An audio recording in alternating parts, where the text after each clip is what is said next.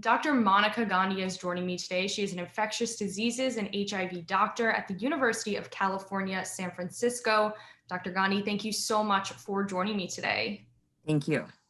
Now, on Tuesday, the CDC updated their mask guidance, and they're now recommending that even vaccinated people wear masks indoors. That was changed back in May, but now they seem to be reversing that to telling people that they should be wearing masks indoors, especially in areas of the country where infection rates are soaring and in K through 12 schools. So first and foremost, I want to get your thoughts on this update to the mask guidance and also specifically how they are targeting it in places in the country that are, seeing these upticks in cases.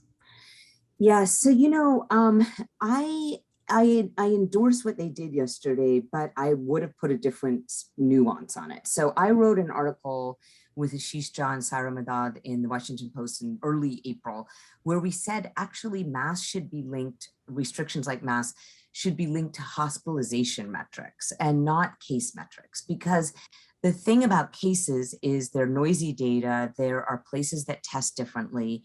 And also importantly, as we've been getting more vaccines in the country, there are places where the cases are going higher, but the hospitalizations are really staying lower because decoupling occurs between cases and hospitalizations in the vaccination. Not totally decoupled, by the way. Obviously, the United States does not have the vaccination rates that the UK does, unfortunately.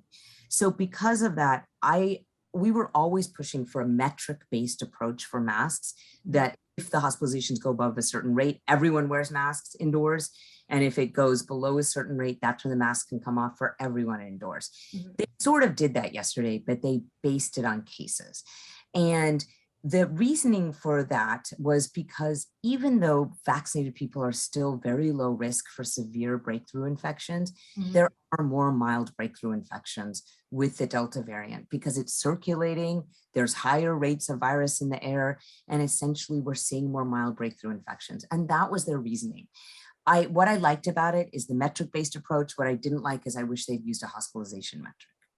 It's a little frustrating, obviously, because, for people who do get vaccinated now having to go back to this, but, obviously you want to be safe for the people who aren't vaccinated or in the process of getting vaccinated. Something that I thought was interesting was, this mask mandate, this recommendation for K through 12 schools now. Now, there are, I believe, 7 states that won't require or are against, kids being masked in school. So what are those states supposed to do, those school districts, if, the CDC is recommending that kids wear masks, but the states aren't allowing it? So again, I wish things were different too there because, okay, so we wrote that Washington Post article about adults, but we also wrote a New York Times article in early June about kids. And what the New York Times article said that we wrote was, we need metrics also for removing masks from kids, because there are parents who don't want their kids masked. There are parents who feel really unsafe with their kids going back to school without masks. And there's a compromise that needs to be had where you have a metric-based approach. People start out masking, and then when the hospitalizations become low, then masks can be recommended in school. So parents can still opt to mask, but it's not required. And again, by yesterday, they did a metric-based approach for the masking for adults, but they didn't do a metric-based approach for masking for kids.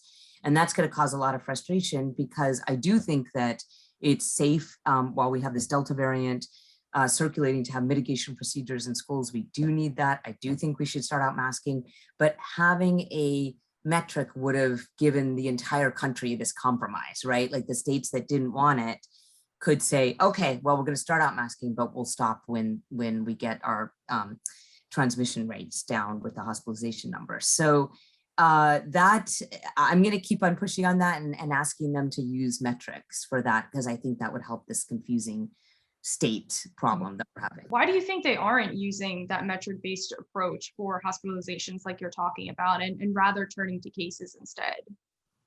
I'm not really sure. I think it has to do actually with the mild breakthrough infections, though. Meaning when they messaged their guidelines yesterday, the CDC director did talk about mild breakthroughs. And there's sort of 2 things happening in the world. There's hospitalizations, which is one metric. And then there is that people don't want anyone to get a mild breakthrough infection, which is understandable.